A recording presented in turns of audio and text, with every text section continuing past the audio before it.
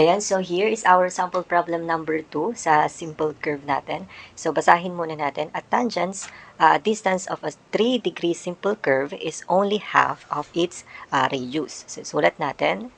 So yung tangent distance daw ay kalahati ng radius natin. And then 3 degrees yung simple curve natin. So yung degree of curve natin is 3 degrees. So compute the following: angle of intersection of the curve, length of the curve, and letter Z, area of the fillet of a curve. So dito pinapahanap sa atin sa letter A, saan ba dito? Dito na lang. So letter A is angle of intersection. Ayan. So pwede natin makuha yung angle of intersection sa formula ng tangent distance, which is the T is equal to R tangent I over 2. So, pinapahanap yung angle of intersection natin. So, salpak natin 1/2 ng R is equal to R tangent I over 2. So, cancel natin to. So, 1/2 is equal to tangent I over 2. Ayan, so, lipat natin. So, tangent inverse na 1/2 is equal to I over 2. So, tangent inverse is times 1/2 is equal to 26.565 is equal to I over 2. Therefore, yung angle of intersection natin is 53.13 degrees. So, yan yung angle of intersection natin. So, i-draw natin, i-plot natin yung simple curve natin. So, i-draw natin.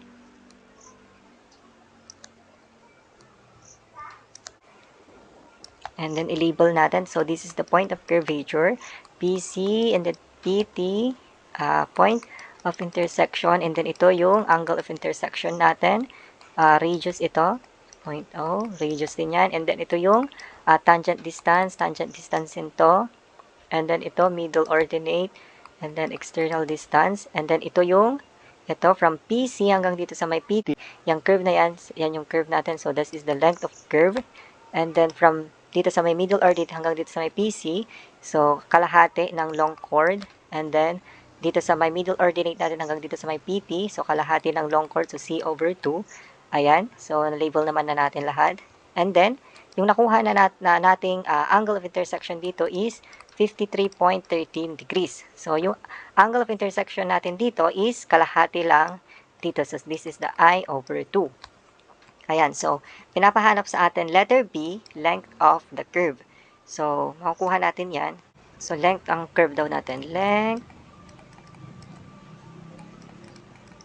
of the curve. So, letter B. So, ang formula natin dyan, so, pwede natin gamitin yung L sub C is equal to RI times pi over 180 degrees. Ayan. So, kailangan natin ng radius. Ayan. So, yung radius, makukuha natin dyan. So, given tayo ng degree of curve, which is the 3 degrees. So, pwede natin gamitin. So, R is equal to 1145.916 divided by D. So, makukuha natin dyan. So, 1145.916 divided by 3. So, makukuha natin dyan. So, 1145.916 divided by 3 is 381.972 meter. Ayan. So, pwede na natin isalpak dito para makuha natin yung length of the curve. So, LC is equal to 381.972. And then, multiply natin yung angle of intersection natin na 53.13 degrees times the pi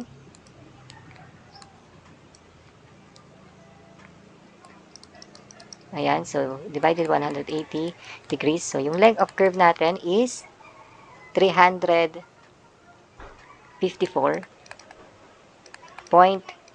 meter. So, yan yung sagot natin sa letter B. So, yan yung length of curve natin, 354.2 meter.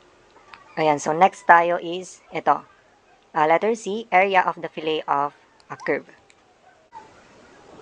So, kunin natin. So, ilagay natin. Yung radius natin is 381.972 meter. And then, yung tangent distance natin is kalahati ng kalahati lang ng radius natin, which is,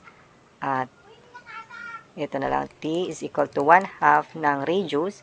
So, 381.972 is equal to 190.986 meter. Ayan, so ilagay lang natin dito. So, tangent distance natin is 190.986 meter. Ayan. So, ngayon, pinapahanap sa atin yung area of the fillet of a curve. Ito yung pinapahanap. Yung pinapahanap sa atin is ito.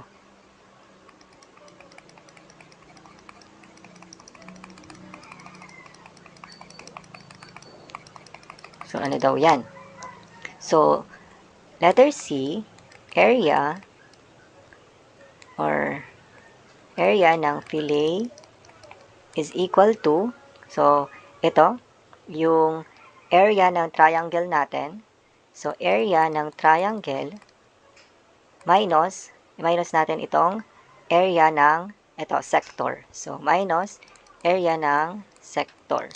So, which is, so, pagkukunin natin, so, area fillet is equal to, so, area ng triangle, so, 1/2 times ito, t, and then, ito, times the r.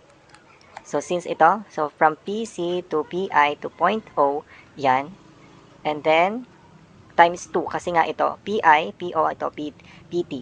Ayan, so, times, mag-times 2 na lang tayo. So, dalawang triangle, ayan, so, dalawa sila, so, times 2, minus natin yung area ng sector, which is the pi r squared times the I divided by 360 degrees. Ayan, so, makukuha na natin yung area fillet natin. So, 1/2 ng yung tangent distance natin, which is 190.986 times yung radius natin is 381.972 times 2 minus yung sector, yung area ng sector, which is the pi times 381.972 squared times yung I natin, which is the 53.13 degrees.